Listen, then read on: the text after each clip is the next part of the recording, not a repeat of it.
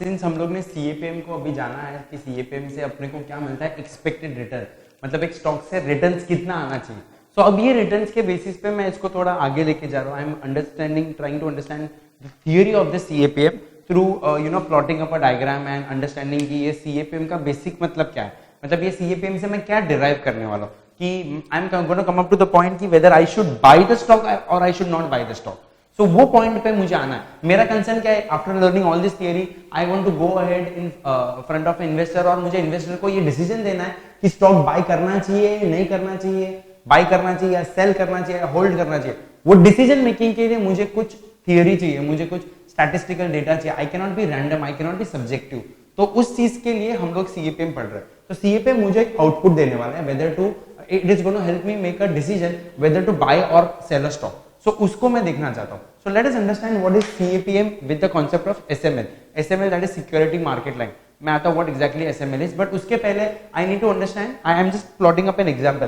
तो यहाँ पे अगर आप एग्जांपल देखोगे उसमें अपना सीएपीएम क्या बोलता है, expected return from any security should be what, it should be expected return from any security as per CAPM should be RF plus RM minus RF into beta. RM minus RF is market risk premium into beta. Beta is nothing but the sensitivity measure of systematic risk. Beta is a measure of systematic risk, that is sensitivity of stock with respect to market. So यहाँ पे मैंने आपको RF दिया है 10% और RM दिया है RF दिया है 8% और RM दिया है 10%. What am I trying to come up with that? At different beta, मतलब beta different ranges का हो सकता है. We'll come up to that point also कि beta क्या-क्या ranges के हो सकते हैं. तो at different beta, what should be the expected return? मतलब कोई स्टॉक है जहां पे बीटा 0 है, मतलब मार्केट का रिस्क ही नहीं है, तो उस पे एक्सपेक्टेड रिटर्न क्या होना चाहिए। तो यहाँ पे मैं एक्सपेक्टेड रिटर्न निकालूंगा। तो as per CAPM 8 plus 10 minus 8 into 0, so this will be 8%. कोई स्टॉक में रिस्क है बट मार्केट का आधा ही रिस्क है, दैट इज 0.5, मतलब हाफ रिस्क। सो मार्केट का आधा रिस्क है तो 10 minus 8 2 into 0.5 1 plus 8 9% रिटर्न आना चाहिए, expected return. This is the return that should come और that you should expect. Beta equals to 1 का मतलब क्या होता है, मार्केट जितना रिस्क। सो मार्केट जितने रिस्क पे रिटर्न भी मार्केट जितना ही आना चाहिए। तो अगर आप इसको कैलकुलेट करोगे तो आपका आरएम जितना ही आएगा, 10 minus 8 2 plus 8 10%। 1.5 के बीटा में क्या होता है, आपका मार्केट से 1.5 गुना रिस्क है। सो यहाँ पे मैं मार्केट में रिस्क कितना ले रहा हूँ 2%, उनका 1.5 गुना 3 plus 8, दिस कम्स एज 11%। और अगर बीटा 2 है मतलब मार्केट से ट्वाइस रिस्कियर है, तो मेरा रिटर्न भी ज्यादा आना चाहिए, 2 into 2 4 plus 8 12%। तो अगर आप नोटिस करोगे जैसे जैसे मेरा बीटा बढ़ते जा रहा है वैसे वैसे मेरा एक्सपेक्टेड रिटर्न भी बढ़ रहा है। Now what is beta? Beta is nothing but the measure of risk. तो जैसे जैसे आपका रिस्क बढ़ते जाएगा वैसे वैसे आपका एक्सपेक्टेड रिटर्न जो है वो बढ़ते जाएगा, because risk and return are linear function. जैसे जैसे आपका रिस्क बढ़ेगा आपका रिटर्न एक्सपेक्टेशन भी बढ़ेगा। तो इसी को एक चीज पे हम लोग प्लॉट कर रहे हैं। ये जो हम लोग ने निकाला उसको मैं प्लॉट करता हूँ। तो बेसिकली मैं क्या प्लॉट कर रहा हूँ, मैं डायग्राम प्लॉट कर रहा हूँ यहाँ पे, और वहां पे मैं दो चीज को ले रहा हूं, the function of risk and return. So यहाँ पे function of risk is nothing but beta, the measure of systematic risk. उसके बेसिस पे रिटर्न कितना आना चाहिए जो हम लोग ने सीएपीएम के बेसिस पे निकाला, जिसको हम लोग बोलते हैं expected return, right.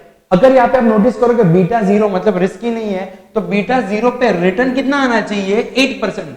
8% is nothing but RF. तो 0 के बीटा पे आपको मिनिमम 8% आना चाहिए, that is risk free return, right. अब दूसरा पॉइंट मैं लेता हूं बीटा ऑफ 1। बीटा ऑफ 1 पे, बीटा ऑफ 0 मैंने ले लिया, बीटा ऑफ 1 पे मतलब मार्केट जितना रिस्क, तो 1 के बीटा पे रिस्क, 1 के रिस्क पे मुझे रिटर्न्स भी मार्केट जितना ही आना चाहिए, दैट इज 10% मेरा आया हुआ है। तो I will put down here 10% और मैं इसको प्लॉट कर देता हूं। अब जैसे मैं रिस्क बढ़ाऊंगा, समझो मैंने बीटा 2 कर दिया, तो 2 के बीटा पे मेरा रिटर्न 12% हो गया। सो आई विल डू हियर 2 के बीटा पे मेरा return 12%। I will put down another plot, I will plot it here और अनदर लाइन में ड्रॉ कर दूंगा। अब उसी के बीच में अगर बीटा 0.5 है और बीटा 1.5 है, तो ये बीटा 0.5 है, तो मेरा एक्सपेक्टेशन ऑफ रिटर्न्स भी हो जाता है 9%। I will plot it here, यहाँ पे 9% पे मेरा रिटर्न्स आ गया। और अगर मेरा बीटा 1.5 है तो 1.5 का बीटा वहां पे मैंने निकाला हुआ कि एक्सपेक्टेड रिटर्न मेरा आना चाहिए 11%, तो यहाँ पे हम लोग 11% पे भी रिस्क निकाल देते हैं। मतलब ये क्या बताता है कि बीटा जैसे आपका बढ़ते जा रहा है उसके हिसाब से आपका रिटर्न्स कितना होना चाहिए। अगर आप नोटिस करोगे तो ये 0 से स्टार्ट नहीं होता है, क्योंकि 0 के बीटा पे भी आपको मिनिमम रिस्क फ्री रिटर्न तो मिलना ही चाहिए। अगर कोई रिस्क नहीं है स्टॉक में तो जीरो रिटर्न नहीं मिलता है, रिस्क फ्री तो मिलना ही चाहिए। सो अगर मैं अभी इन सबको प्लॉट्स, ये जो मैंने बनाया हुआ है, अगर इन सबको मैं एक लाइन ड्रॉ करूं तो this line starts from here and this particular line, ये जो लाइन क्या बताता है कि बीटा जितना मेरा बढ़ते जा रहा है उतना मेरा एक्सपेक्टेड रिटर्न बढ़ते जा रहा है। This is an upward sloping line. इस लाइन को हम लोग बोलते हैं एसएमएल, सिक्योरिटी मार्केट लाइन। ये क्या बताता है कि मार्केट लाइन ऑफ सिक्योरिटी, मतलब जिस हिसाब से आपका मार्केट का रिस्क जा रहा है उस हिसाब से आपका सिक्योरिटी का एक्सपेक्टेड रिटर्न कितना जा रहा है। And this is always upward moving, क्योंकि रिस्क जैसे जैसे बढ़ेगा आपका एक्सपेक्टेड रिटर्न भी बढ़ेगा। This thing is called security market line. So ये आपका होता है कि आइडियली सिचुएशन क्या होना चाहिए as per the beta, as per the risk. तो अगर आपका मार्केट में रिस्क आप 1 ले रहे हो तो आपको मार्केट जितना रिटर्न आना चाहिए 10%, अगर आप ट्वाइस का रिस्क रहे हो तो 12% का रिटर्न आना चाहिए। ये मेरा एक्सपेक्टेशन है। लेकिन जब मैं रियलिटी में जाता हूं तो अगर मैं देखता हूं, मैं यहाँ पे एक एग्जांपल लेता हूं, सपोज 2 के बीटा पे मतलब ट्वाइस ऑफ रिस्क पे मेरा आइडियली आना चाहिए था रिटर्न्स 12, लेकिन अगर स्टॉक मुझे दे रहा है 11.5 का रिटर्न्स, तो यहाँ पे मैं अगर 11.5 का रिटर्न्स लेता हूं तो वो प्लॉट हो जाता है समवेयर बिटवीन ईयर और वो यहाँ पे आता है, इंस्टेड ऑफ ऊपर वो जरा मेरे एसएमएल पॉइंट के नीचे आ जाता है। This is my point. तो यहाँ पे मैं क्या बोलता हूँ कि रिटर्न आना चाहिए था 12%, लेकिन मेरा रिटर्न आ गया सिर्फ 11.5%, मतलब मार्केट के एक्सपेक्टेशन से कम। सो ये पॉइंट पे बेसिकली क्या हो जाता है, ये पॉइंट पे अगर आप नोटिस करोगे तो आपका जो एक्चुअल रिटर्न, मतलब मार्केट में मेरा रिटर्न 11.5% आ गया, मेरा एक्चुअल रिटर्न मार्केट के रिटर्न से मतलब एक्सपेक्टेड रिटर्न से थोड़ा कम आ गया। तो यहाँ पे I will plot it down, actual return is less than expected return. और अगर आप नोट करोगे तो ये पॉइंट आपका एसएमएल के नीचे आ गया, ये एक कंडीशन हो गया। कभी कभार आपको क्या हो सकता है, आपके एक्सपेक्टेशन से ज्यादा भी रिटर्न मिल सकता है। तो अगर आपको लग रहा है कि 1 के बीटा पे, 1 के रिस्क पे आपका रिटर्न आना चाहिए 10%, लेकिन स्टॉक ने अगर आपको 10.5 दे दिया तो ये यहाँ पे प्लॉट होता है। मैं इसको हाईलाइट कर देता हूं, तो ये आपका यहाँ पे समवेयर प्लॉट होता है 10.5 पे। तो ये पर्टिकुलर जो चीज हो गया, ये अगर आप नोटिस करोगे तो ये पॉइंट क्या हो गया, ये पॉइंट ऐसा हो गया जहां पे आपका एक्चुअल रिटर्न मार्केट के रिटर्न से ज्यादा आ गया। और अगर आप नोट करोगे तो ये आपका वो वाला ये जो पॉइंट है वो एसएमएल के ऊपर चलेगा। Is it a good stock और bad stock? It's a good stock, क्योंकि आपको रिटर्न्स कितना दे रहा है, आपको देना चाहिए था उसने 1 के बीटा पे 10%, लेकिन ये वाला स्टॉक आपको 10.5% का रिटर्न दे रहा है। So this is a good stock. जब इसके पहले वाला पॉइंट क्या था, आपको 2 के रिस्क पे रिटर्न आना चाहिए था 12%, आपको 11.5% ही आ रहा है। मतलब ideally if I were to say 11.5% is not a bad return, but yes it is bad when compared to the risk, क्योंकि रिस्क के हिसाब से आना चाहिए था 12, लेकिन वो 11.5 ही आ रहा है। और अगर आप नोटिस करोगे तो ये एसएमएल के नीचे आ रहा है। और ये वाला पॉइंट जो मार्केट में रिस्क लिया था 1 का, उस हिसाब से रिटर्न आना चाहिए था 10, लेकिन मेरा स्टॉक 10 से ज्यादा 10.5 का रिटर्न दे रहा है। So I will say it's a good stock, क्योंकि वो मुझे एक्सपेक्टेड रिटर्न 10 है, उससे ज्यादा रिटर्न दे रहा है। और अगर आप नोट करोगे तो ये एसएमएल के ऊपर जा रहा है ये पॉइंट। और कुछ स्टॉक ऐसे भी हो सकते हैं, जैसे 1.5 के बीटा पे मुझे आना चाहिए था रिटर्न 11% और स्टॉक ने एक्चुअली 11% ही दिया। ये वाला सिचुएशन वो है जहां पे मेरा actual return is equal to expected return. Is it a good और bad stock? I am neutral. क्यों? क्योंकि मुझे जितना रिटर्न चाहिए था उतना रिटर्न दे रहा है stock, not bad. So 3 situation हो सकते हो। अगर आप नोटिस करोगे ये वाले सिचुएशन में जो आपका पॉइंट है वो एसएमएल पे बनता है। तो ये SML, security market line, basically क्या है, ये वो बॉर्डर है, ये वो लाइन है जो आपको बताता है कि ये लाइन से ज्यादा अगर कुछ आ रहा है, ये पॉइंट के अगर ऊपर जा रहा है, so all this are good stocks worth buy. इसीलिए हम लोग ये स्टॉक्स को क्या बोलते हैं, जो एसएमएल के ऊपर आते हैं हम लोग उनको बोलते हैं अंडर वैल्यूड स्टॉक, मतलब दिस आर वर्थ बाइंग। मतलब ये अंडर वैल्यूड स्टॉक को हम लोग ने क्या करना चाहिए, बाय करना चाहिए।